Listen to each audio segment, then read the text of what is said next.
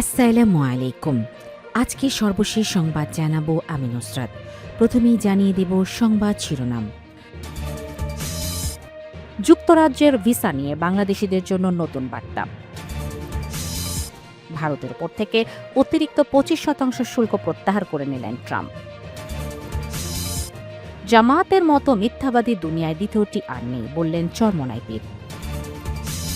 সর্বশেষ জানাবো পাকিস্তানের মসজিদে হামলার দায় স্বীকার করল আইএস।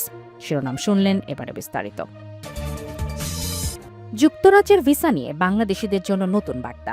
যুক্তরাজ্যে যেতে ইচ্ছুক বাংলাদেশিদের জন্য নতুন এক বার্তা দিয়েছে ঢাকায় অবস্থিত ব্রিটিশ হাইকমিশন।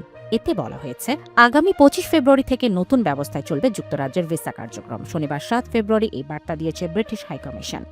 বার্তায় জানানো হয়, যুক্তরাজ্যের অভিবাসন ব্যবস্থা এখন ডিজিটাল ব্যবস্থায় রূপান্তরিত হচ্ছে। 25 ফেব্রুয়ারি 2026 থেকে যুক্তরাজ্যে ভ্রমণের জন্য যাদের ভিসা প্রয়োজন তারাই শুধু ভিসা পাবেন। পাসপোর্টের ভিসা স্টিকারের বদলে ভিসা ব্যবহৃত হবে। বিস্তারিত জানতে www.government.uk ভিসা এই ওয়েবসাইটে ভিজিট করতে বলেছে হাইকমিশন।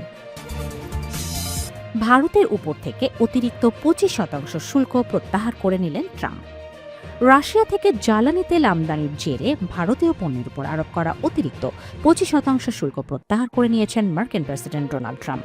চলতি সপ্তাহে ঘোষিত দুই দেশের দ্বিপক্ষীয় বাণিজ্য চুক্তি কার্যকর হওয়ার লক্ষ্যে গতকাল শুক্রবার এই পদক্ষেপ নেওয়া হয়েছে। খবর টাইমস অফ ইন্ডিয়ার। ট্রাম্পের সই করা এক নির্বাহী আদেশে বলা হয়, ভারত প্রত্যক্ষ বা পরোক্ষভাবে রাশিয়া থেকে তেল আমদানি বন্ধের প্রতিশ্রুতি দিয়েছে। আদেশে আরও উল্লেখ করা হয়, নয়াদিল্লি যুক্তরাষ্ট্রের জ্বালানি পণ্য কিনবে।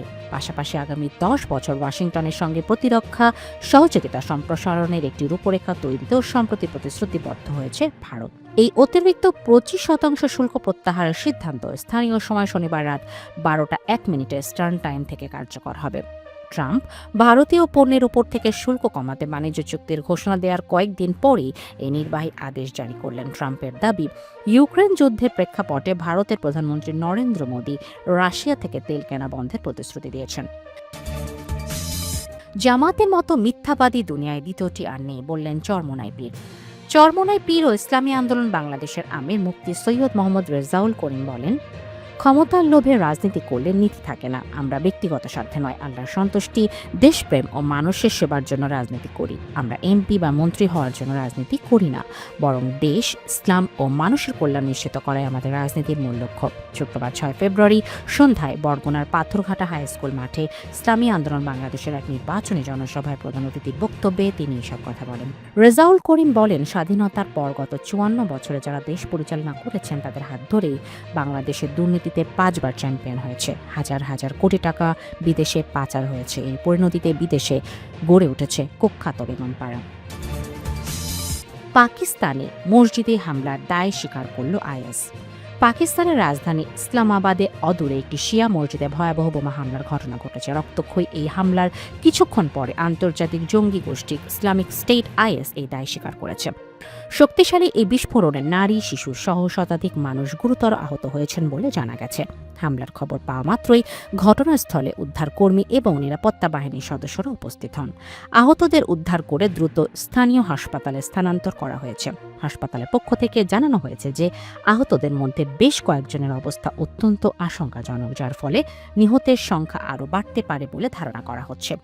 প্রত্যক্ষদর্শীদের মতে হামলার সময় মসজিদে জুমার নামাজের প্রস্তুতি চলছিল। পরে সেখানে প্রচুর মানুষের সমাগম হয়েছিল।